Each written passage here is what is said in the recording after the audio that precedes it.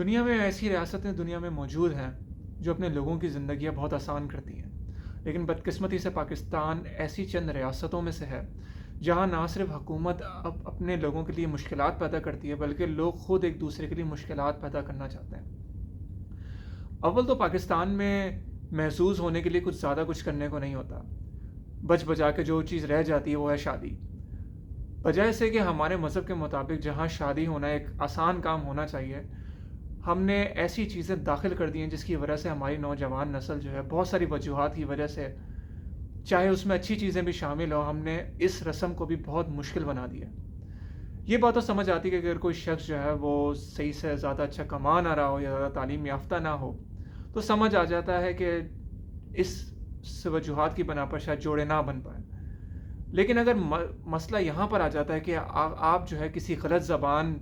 بولنے والے خاندان میں پیدا ہو گئے یا آپ کسی غلط ذات میں پیدا ہو گئے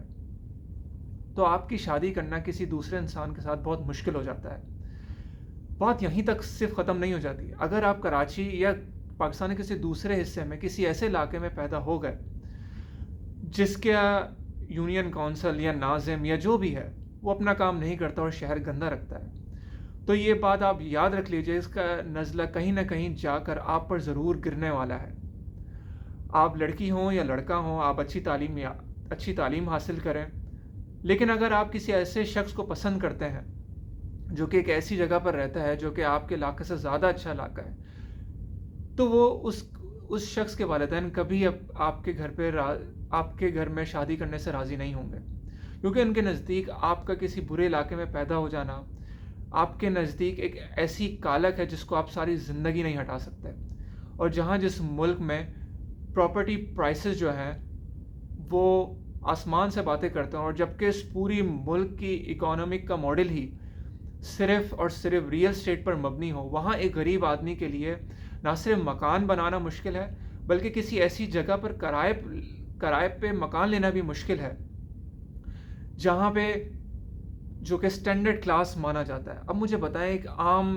عام شخص، ایک عام لڑکی جو کہ ایک ایسے غریب گھرانے میں پیدا ہو گئی جس نے اپنی محنت و مشقت سے آگے جا کر اچھی تعلیم حاصل کری، لیکن اس کے رشتے صرف اس وجہ سے نہیں آ پاتے کیونکہ وہ ایک چھوٹے علاقے میں رہتی ہے۔ اب اس میں اس کا کیا قصور؟ ہمارے ملک کی ایک عجیب آبسیشن ہے کہ ہمیں اپنے بچوں کی شادی ایسے علاقوں میں کرنی ہے جہاں پہ صفائی ستھرائی ہو کچھ حد تک، جبکہ حیرت کی بات یہ ہے کہ جب بارش ہوتی ہے تو کراچی کا تمام نشیب و فراز سب برابر ہو جاتا ہے۔ صرف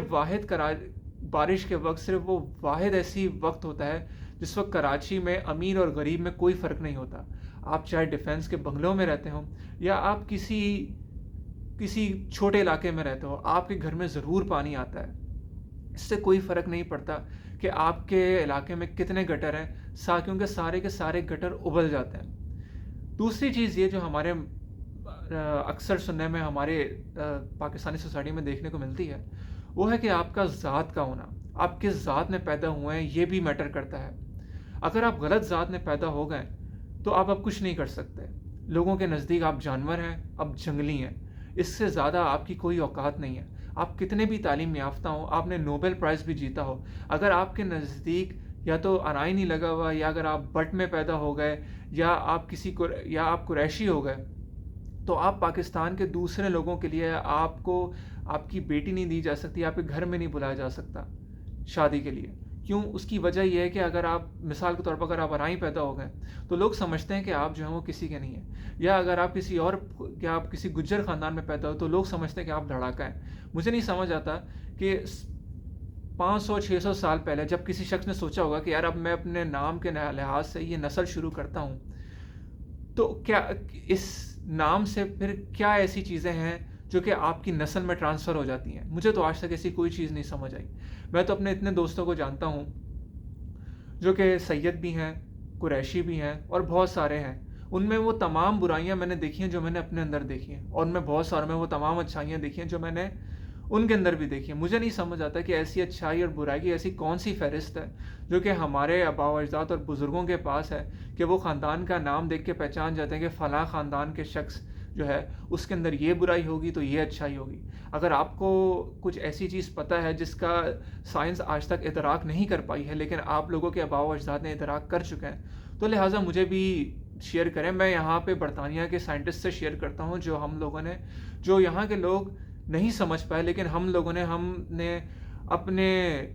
کسی طریقے سے ہم نے اس کا جو ہے وہ ادراک کر لیا ہے. میں اپنے ایک ایسے سید دوست کو بھی جانتا ہوں کہ جب اس نے برطانیہ میں آ کے اپنا بلڈ ٹیسٹ کروایا تو اسے پتہ لگا کہ اس کے خاندان میں, اس کے خون میں کوئی عربی نہیں ہے. یہ وہ سید ہے جس کے دیکھنے کے بعد, جس کے پاس جو کہتا ہے کہ میرے پاس پورے خاندان کا شجرہ نسب موجود ہے کہ ہم لوگ کہاں سے آئے اور ہمارے خاندان میں کہاں سے پہلا سید جو ہے وہ شروع ہوتا ہے. لیکن جب اس کا بلڈ ٹیسٹ ہوا تو اس میں کوئی سید نہیں نکلا. نہ جانے پاکستان میں کتنے ہی ایسے لوگ ہیں جن لوگوں نے جب وہ ہندوؤں سے مسلمان ہوئے ہوں گے تو انہوں نے صرف اپنا سٹیٹس قائم کرنے کے لیے اپنے آپ کو جعلی سید لکھوا لیا ہوگا. پتہ نہیں کتنے ہی ایسے لڑکیوں لڑکوں کی زندگی برباد ہوئی ہوں گی کہ ان کی شادی کسی ایسی جگہ پہ نہیں ہو پائی کیونکہ وہ سید نہیں ہے. کیا شکوہ کیا جائے. اور جبکہ آپ یہاں پہ گوروں کے لوگوں کے ملک میں دیکھ لیں, یہاں پہ تو شادی کرنا بہت آسان کام ہے, یہاں پہ طلاق لینا بھی بہت آسان کام ہے. پتہ نہیں پاکستان میں کتنی ایسی عورتیں ہیں جو صرف شادی طلاق اس وجہ سے نہیں لے پاتی کہ اگر وہ طلاق لے لیں گی تو ان کا پوچھنے والا کون ہوگا. کیا ان کا بھائی ان کو پوچھے گا؟ کیا